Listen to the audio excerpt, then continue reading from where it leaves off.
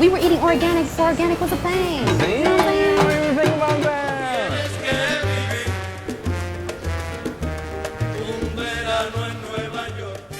Hi, I'm Eli, and as you know, I'm in a constant pursuit of connecting with my culture. And this summer, I had the opportunity to visit New York City. So what was supposed to be a normal vacation turned into something totally different. Thousands of protesters took to the streets in Puerto Rico Monday to march against Governor Ricardo Rosselló. The political unrest on the island right now, there are protests happening not only here and everywhere in the country.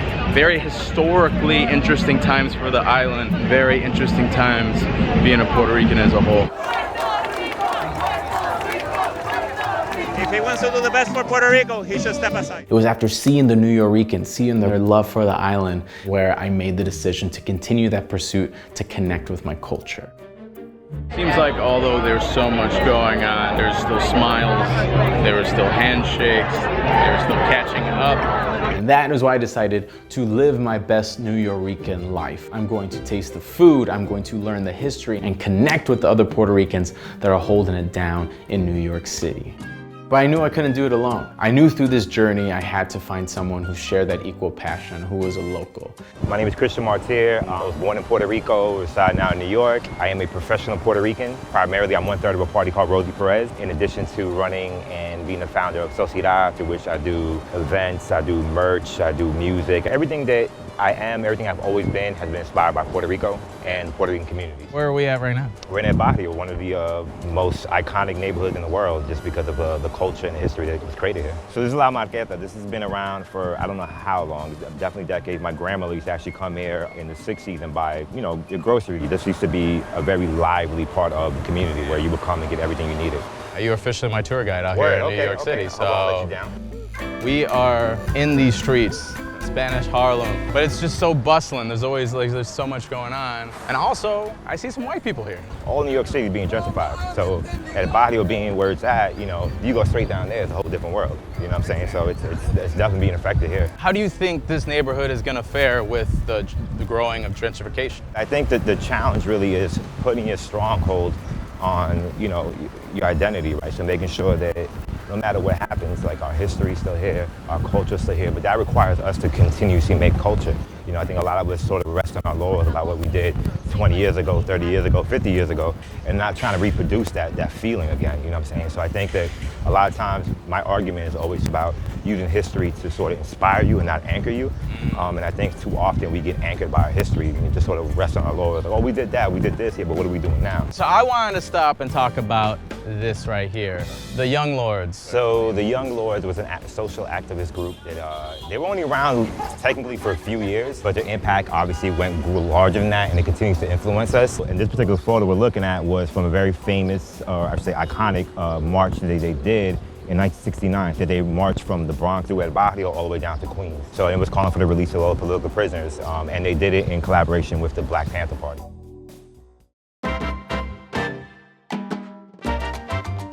I'm Susana Temkin. I'm one of the curators here at El Museo del Barrio. Currently, we're in El Teatro. You'll see we have these amazing fairy tale murals from the 1920s, but this is just one part of El Museo del Barrio. What gravitated you to this place so strongly? I think you get a sense for how special this place is. It has a lot of resonance with people who come in from all different backgrounds, Puerto Rican, Latinx, or I mean, even you don't have to be part of the community, I think, to connect with the spirit of the place. So as we walk through the exhibitions, like, what should we expect? I mean, every exhibition is different. So there's two parts. There's an institutional timeline tracing the 50 years. It's been really beautiful because people come in and they remember what their first show was or some program that they used to go to. And then the rest are selections from our collection, and they range from Taino art and artifacts to, you know, contemporary video pieces. That was part of, I mean, my intent as the curator of the show was to try and highlight some of that diversity. So we took over the Statue of Liberty as a form of protest to the releasing of the nationalists. There was 5 nationalists that were locked up.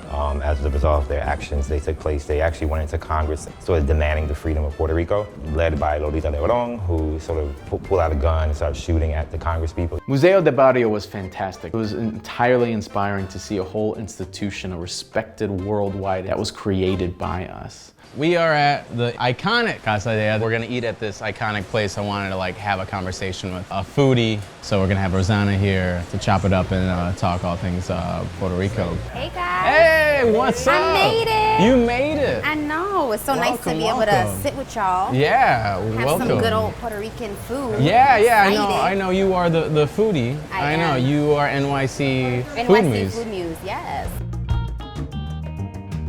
I'm scared to do anything because you're here. I'm afraid I'm gonna mess it up. So you need to let me know where to start. Where to start? Here? Okay, you gotta start with the mofongo because mofongo is time sensitive. Once that's made, you wanna eat it right away or it'll dry out. Arroz con gandules, the chicharrón de pollo, which is like the fried chicken chunks. Okay. Gotta put the lemon on it before you eat it. So Okay. Must. Got the habichuelas right here looking thick and saucy. Damn. And then you just can't have a meal without tostones. Damn, so tell me about yourself, Rosanna. What's your story? Why food? So I just started compiling, the dishes that I took pictures of in my humble little kitchen in the Bronx, and I started submitting to different companies. I got hired by Uber Eats, and I've been shooting for different apps and brands and hosting content. It's been a whirlwind, but I love it. Shake a bite of that. Shake a bite of that. That's Puerto Rican. When you go back to the motherland and everybody's making stuff, they're using the real achote. You know what I mean? It ain't no packet of dye. We were eating organic before organic was a thing. Damn, You know what I'm saying? what do you think about that?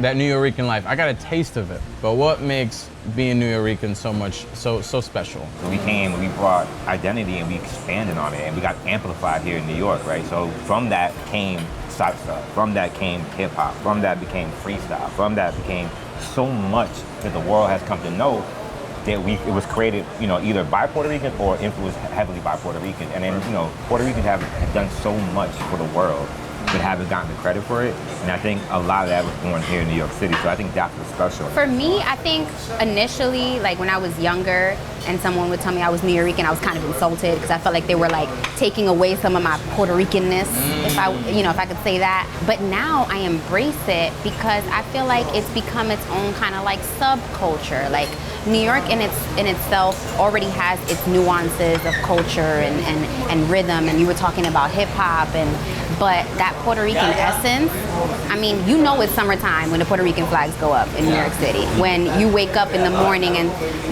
old man down the block is playing his salsa from his car.